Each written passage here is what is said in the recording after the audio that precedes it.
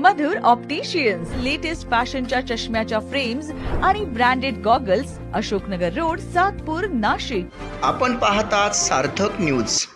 भारतीय जनता पक्षाचे ज्येष्ठ नेते स्वर्गीय वसंतराव भागवत यांची जयंती साजरी. भारतीय जनता पक्षाचे ज्येष्ठ नेते, कुशल संघटक स्वर्गीय वसंतराव भागवत यांची जयंती भारतीय जनता पार्टीच्या नाशिक येथील कार्यालयात साजरी करण्यात आली. यावेळी स्वर्गीय वसंतराव भागवत यांच्या प्रतिमेस पुष्पहार अर्पण करून अभिवादन करण्यात आले. कार्यक्रमात उपस्थित मान्यवरांनी वसंतराव भागवत यांनी भारतीय जनता पक्षाच्या उभारणीत दिलेल्या योगदानाचा गौरव केला. हिंदुत्वाच्या विचाराचा प्रचार प्रसार करत त्यांनी पक्ष संघटन मजबूत करण्यासाठी आयुष्यभर कार्य केले, अशा भावना यावेळी वक्त्यांनी व्यक्त केल्या. भाजपच्या वसंत स्मृती कार्यालयात आयोजित या कार्यक्रमास भाजपा शहर अध्यक्ष सुनील केदार, सातपूर प्रभाग सभापती तथा नगरसेवक समाधान देवरे, भाजप पदाधिकारी नाना शिलेदार, सुजाता करंजगीकर, नंदकुमार देसाई, महेश भामरे, सौ अनिता भामरे, वसंतराव उशीर, विजय देवगावकर उपस्थित होते. अमर रहे वसंतराव भागवत, अमर रहे, अमर रहे, अमर रहे वसंतराव भागवत, अमर रहे. भारत माता की जय. वंदे मातरम, वंदे मातरम. भारतीय जनता पार्टीचे कुशल संघटक, संस्थापक, ज्येष्ठ नेते स्वर्गीय वसंतराव भागवत यांच्या जयंतीनिमित्त त्यांना विनम्र अभिवादन करतो.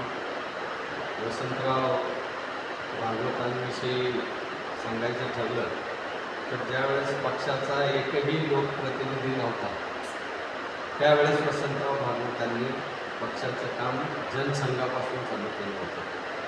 आणि ज्यावेळेस त्यांनी बघितलं की गोपीनाथराव मुंडे आणि प्रमोदजी महाजन हे कॉलेजला असतानाच त्यांनी कॉलेज जीवनात राजकारणाला सुरुवात केली. क्लास रिप्रेझेंटेटिव्ह, CR, GS अशा निवडणुका ते लढायचे आणि वसंतराव भागवतांनी त्यांना हेरलं आणि त्यांना राजकीय प्रवाहात आणलं.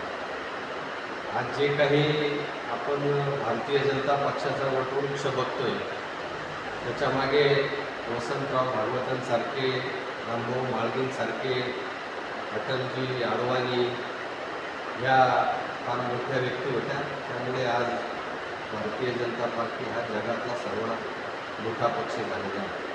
वसंतराव भागवतांनी काम करताना संघटनेत नेहमी पडद्यामागे काम केलं. एखादी सभा असेल तर त्या सभेचं नियोजन आदल्या दिवशी येऊन वसंतराव भागवत करायचे, परंतु सभेच्या स्टेजवर कधी वसंतराव भागवत दिसायचे नाही. एखादी मीटिंग असेल तर त्या मीटिंगचंही नियोजन वसंतराव भागवत सर्व करायचे.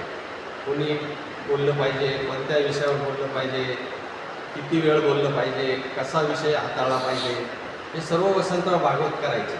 परंतु त्या मीटिंगमध्ये वसंतराव भागवत दिसायचे नाही. परंतु अतिशय चांगलं काम संघटनेतलं हे वसंतराव भागवतांनी केलं आणि त्यामुळे आज भारतीय जनता पार्टीचं वटवृक्षात रूपांतर झालेलं आहे.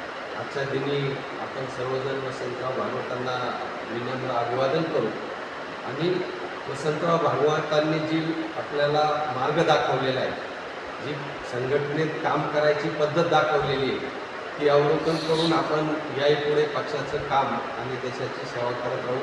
हीच खऱ्या अर्थाने वसंतराव भागवतांना श्रद्धांजली, अभिवादन ठरेल असं मला वाटतं. या चॅनलला आपण शेअर करा, लाईक करा आणि सबस्क्राईब करा. धन्यवाद.